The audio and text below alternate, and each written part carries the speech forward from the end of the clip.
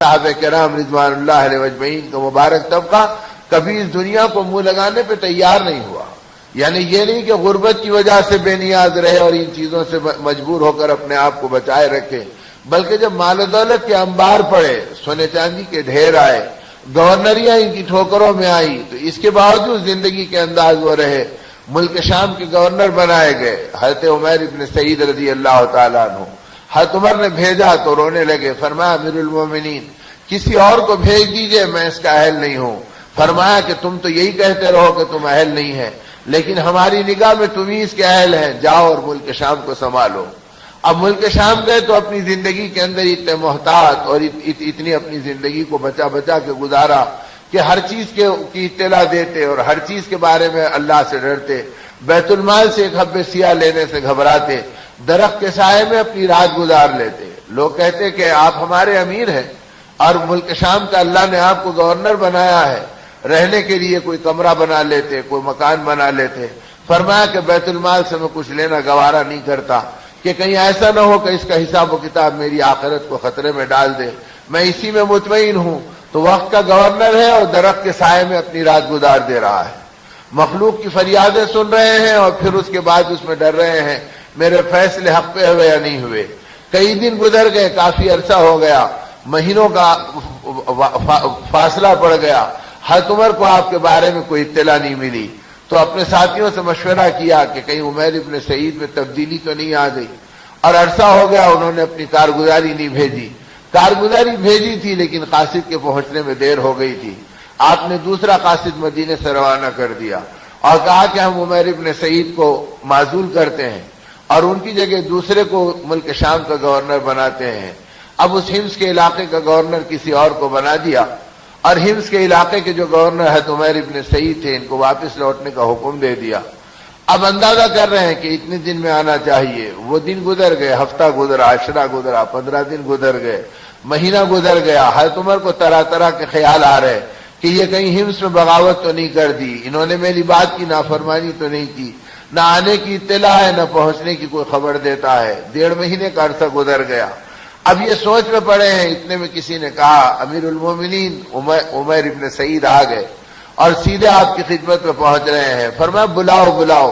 جب آئے تو فرمایا کہ اتنی طویل عرصے تک تمہارا انتظار کرنا پڑا، تم کہاں چلے گئے تھے، کدھر کھو گئے تھے؟ کیا میرا وقت پہ قاصد نہیں ملا، پیغام نہیں ملا؟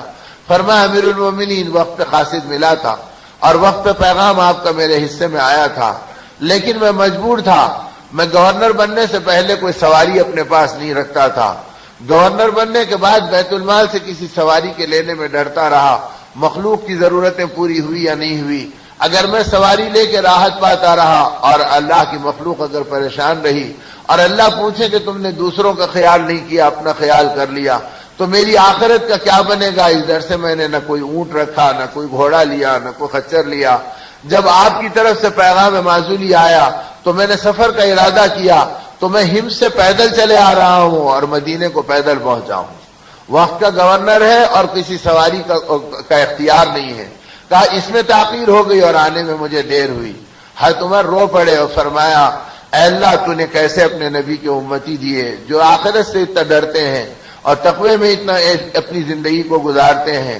اب یہ مہینہ تو اسی احتیاط کے لیے ملا تھا کہ اپنی زندگی کو محتاط بناؤ اور اپنی زندگی کی تربیت کا سامان کرو، لعلکم تتقون، تاکہ تم متقی بن جاؤ.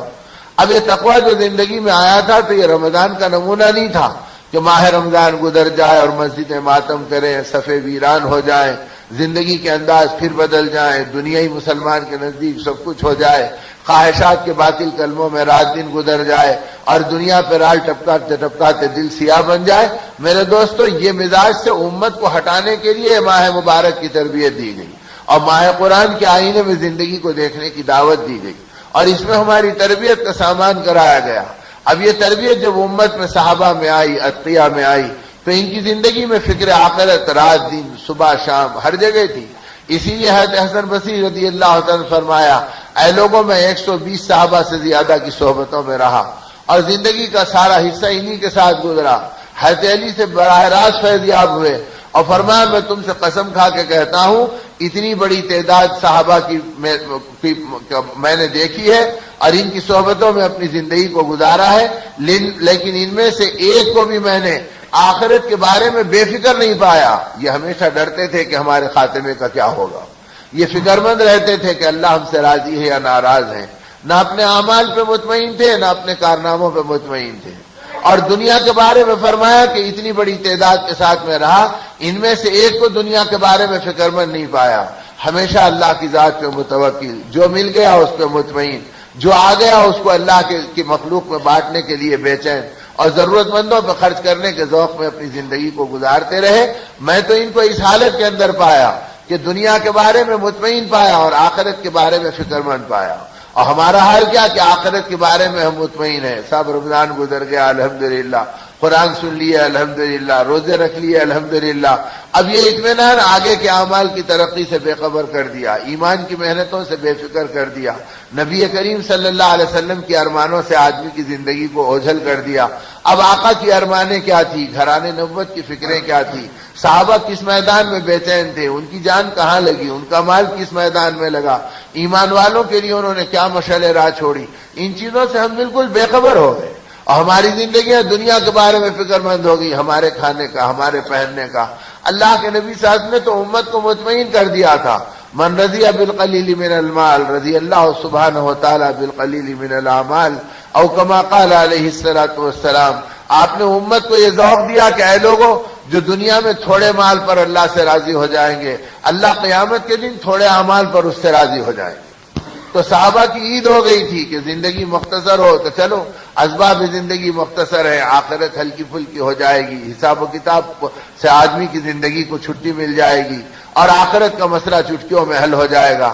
تو وہ دنیا کی بڑھوتری پر اور مال کے اضافے پر اور اس کے منصوبوں پہ اپنی زندگی نہیں گزارتے تھے، بلکہ بھاری ذمہ داریاں آئی تو اس میں گھبرا گئے، مال آ گیا تو فکر مند ہو گئے، عہدہ مل گیا تو پریشان ہو گئے، گورنری آ گئی تو بے چین ہو گئے کہ اس کی امانت کا کیا ہوگا اور آخرت کا کیا ہوگا، اور اتنی احتیاط سے گزاری کہ آ کے کہہ رہے امیر المومنین میں تو پیدل آ رہا ہوں، جس کی وجہ سے تاخیر ہو گئی۔ حضرت عمر رضی اللہ عنہ نے فرمایا اے عمیر یہ تو بتاؤ کہ تم وہاں سے نکلے اور یہاں پر پہنچے تو بیت المال سے تم نے کیا لیا؟ کہا امیر المومنین اللہ گواہ ہے بیت المال سے میں نے کچھ نہیں لیا، اپنی محتاج زندگی پہ قائم رہا، جو روزینہ مقرر تھا اسی پہ شاکر رہا اور ایسے ہی چلے آ رہا ہوں۔ تو فرمایا تمہارے ساتھ کیا ہے؟ تو ایک جھولا تھا جو بغل میں پڑا ہوا تھا۔ فرمایا امیر المومنین اس جھولے میں میری دنیا بھی ہے میری آخرت بھی ہے۔ حضرت عمر کو حیرت ہوئی، فرمایا کہ اس میں تمہاری دنیا بھی ہے تمہاری آخرت بھی ہے، لاؤ ہم بھی تو دیکھیں۔ جھولے کو کھول کے دیکھا، جب جھولے کو کھول کے دیکھا تو اس میں لکڑی کا ایک پیالہ ملا۔ فرمایا عمر کیا کہہ رہے ہیں کہ یہ تمہاری دنیا بھی ہے تمہاری آخرت بھی ہے؟ فرمایا اگر آٹا مل جاتا ہے تو اسی میں گون لیتا ہوں، اور نماز کا وقت ہوتا تو اسی میں پانی لے کے وضو کر لیتا ہوں، یہی میری آخرت ہے یہی میری دنیا ہے، اس کے علاوہ گورنری میں میرے پاس اور کوئی سامان دنیا جمع نہیں ہوا۔ پوری گورنری میں لکڑی کے ایک پیالے پہ قناعت کی اور بدن کے جوڑے پہ زندگی گزار دی۔ فرمایا تمہارے کپڑے کہاں ہیں؟ فرمایا امیر المومنین اور گورنری سے پہلے ایک ہی جوڑے پہ زندگی گزار رہا تھا، گورنری کے بعد دوسرا جوڑا بیت المال سے لیتے ہوئے دل گھبرایا کہ اس کا حساب کہاں سے اللہ کی بارگاہ میں دوں گا، نہیں معلوم کتنی مخلوق ننگی ہے اور کتنی مخلوق کے پاس ایک جوڑا ہے، ان کے پھٹے کپڑوں کے بعد میں دوسرا جوڑا کیسے لے سکتا ہوں؟ اس گھبراہٹ نے مجھے دوسرا جوڑا لینے پہ سے بھی مانے رکھا اور میں ایسی زندگی گزارا۔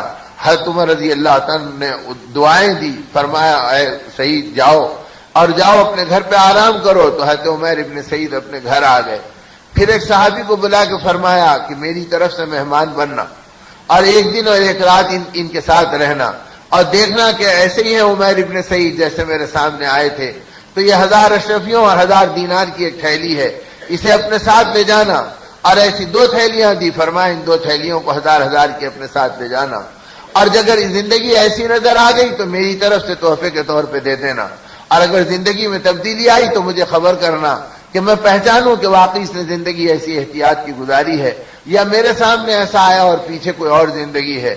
گئے عمر ابن سعید، گورنر کے پیچھے صحابی پہنچے، کہا کہ بھائی تمہارا کیا حال ہے؟ کہا مبارک کے مہمان کا آنا، مرحبا، قبول کیا، اپنے گھر ٹھہرایا، رات زندگی گزار لی، دن کا وقت آیا تو دن کے اوقات گزر گئے۔ کھانے کا وقت آیا تو اندر سے بیوی نے ایک برتن کے اندر جو کی روٹی بھیجی اور سالن کی جگہ کے اوپر نمک کی کنکریاں بھیجی اور کہا ہمارے گھر میں اور کوئی سالن نہیں ہے، ہم نمک کی کنکری سے جو کی روٹی لگا کے کھا لیتے ہیں، اللہ کا شکر ہے اسی پہ ہماری زندگی گزر رہی ہے۔ تو گورنر کے گھر کو دیکھا کہ سالن کی کوئی گنجائش نہیں ہے اور جو کی روٹی کے اوپر قناعت کر کے اپنی زندگی کو گزار رہے ہیں۔ جب دن بھر یہ حال دیکھا تو رات میں رو پڑے اور فرمایا اے عمیر، اللہ تمہارے حال پہ رحم کرے، تم نے دنیا سے کوئی جی لگانے کا تعلق ہی نہیں جوڑا، اس سے کسی رشتے کو اپنے ساتھ محبت کے بنایا ہی نہیں۔ لو امیر المومنین نے مجھے بھیجا تھا، میں مہمان بننے کے لیے نہیں آیا، میں تمہارے حال دیکھنے کے لیے آیا، اور ان 2000 اشرفیوں کی دونوں تھیلیوں کو رکھو، اور امیر المومنین نے ان 2000 دینار کو تمہیں تحفے کے طور پہ دیا۔ فرمایا اسے دیکھ کے کانپنے لگے اور فرمایا ارے اس دنیا کو لے کے کیا کروں گا، میرے گھر میں ابھی 3.5 سیر جو پڑی ہے، وہ پہلے ختم ہوگی یا زندگی پہلے ختم ہوگی میں نہیں جانتا۔ اگر زندگی اس جو کے ختم ہونے سے پہلے ختم ہو گئی اور یہ دنیا میرے گھر میں پڑے رہی تو مجھے اللہ کے سامنے شرمندگی ہوگی کہ تم میرے محبت کا دم بھرتے تھے اور اپنے گھر میں دنیا چھوڑ کر آئے، میں لینے کے لیے تیار نہیں، اسے امیر المومنین کو واپس کر دو۔ بیوی نے اصرار کیا اور کہا امیر المومنین نے بھیجا ہے اور بغیر کسی سوال کے بھیجا ہے تو لے لو، مدینے کے پریشان حال حاجت مند موجود ہیں، انہیں دے کے اپنی آخرت کا توشہ بنا لیں گے۔ تو رو کے فرمایا کوئی برتن نہیں ہے کہ جس میں اسے لے سکوں، ہمارے گھر میں 2000 اشرفی لینے کے لیے کوئی چیز نہیں ہے کہ جس کے اندر لے لوں۔ جب بیوی نے سنا تو اپنے دوپٹے کا کپڑا پھاڑا اور اوڑھنی کا ایک کپڑا پھاڑ کے دیا اور کہا امیر المومنین کا ہدیہ ہے، اس میں لے لو، اس سے ضائع مت کرو۔ تو اس اپنے بیوی کے پھٹے ہوئے کپڑے میں اس ہدیے کو قبول کیا۔ اس سارے منظر کو دیکھ کے وہ صحابی گئے اور حضرت عمر کو ساری اطلاع دی۔ حضرت عمر رو کے کہنے لگے اے اللہ، تو نے کیسے کیسے نبی کے امتی مجھے عطا فرمائے کہ ان کے ذریعے سے دنیا میں تیرا نظام چل رہا ہے، یہ دنیا کی محبتوں سے بے نیاز ہے اور لالچ دنیا کی ان کو کوئی بہکا نہیں سکتی، ان کے ایمان کو متاثر نہیں کر سکتی۔ آپ نے دعائیں دی اور اس کے بعد پھر ایک صحابی کو دوڑایا اور کہا کہ عمیر ابن سعید کو بلاؤ تاکہ میں اس سے بات کروں۔ جب بلائے تو فرمایا سچ سچ بتاؤ، تم نے ان 2000 میرے بھیجے ہوئے اس تحفے کو اور اس دینار کو اس سے کیا استعمال کرنا سوچا اور کیسے برتنے کا منصوبہ بنایا؟ تو حضرت ابن سعید رونے لگے اور رو کے فرمایا امیر المومنین اللہ گواہ ہے، آپ کے بھیجے ہوئے مال میں 1 درہم اور 1 حبے سیاہ بھی اب میرے گھر میں باقی نہیں ہے۔ آپ کے پاس آنے سے پہلے میری بیوی نے مدینے کے ضرورت مندوں کے پتے بتا دیے، میں ان بیواؤں میں تقسیم کر دیا، ان یتیموں پہ خرچ کر دیا اور 1 حبے سیاہ بھی باقی نہیں رکھا۔ میرے گھر میں 3.5 سیر جو پڑی ہے، وہی میری دنیا میرے لیے بہت کافی ہے، میں اسی سے گھبرا رہا ہوں، اب اس کو کہاں رکھتا؟ تو آپ پاس آنے سے پہلے میں نے اسے تقسیم کر دیا۔